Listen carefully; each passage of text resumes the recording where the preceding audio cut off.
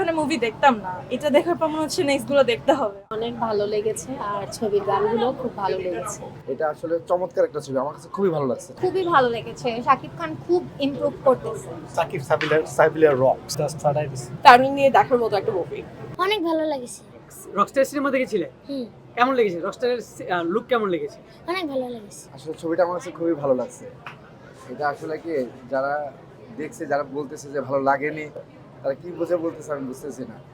যারা অবশ্যই মন থেকে বা ভালো করে ছবিটা দেখছে তাহলে অবশ্যই তারা বুঝবে যে আসলে গল্প আছে এবং এটা আসলে চমৎকার একটা ছবি, আমার কাছে খুবই ভালো লাগছে ছবিটা। আপু একটু জানাবেন কেমন লেগেছে সিনেমা? ছবিটা অনেক ভালো লেগেছে আর ছবির গানগুলো খুব ভালো লেগেছে। ধন্যবাদ। আপনি একদম রিয়েলটা বলবেন কেমন না, লাগছে? খুবই ভালো লেগেছে, শাকিব খান খুব ইমপ্রুভ করতেছে। হ্যাঁ কেমন লেগেছে? সাকিব রক্স। Thank you. হ্যাঁ, হ্যাঁ কেমন লেগেছে? সেটা শাকিব খান জাস্ট ফাটাই দিছে।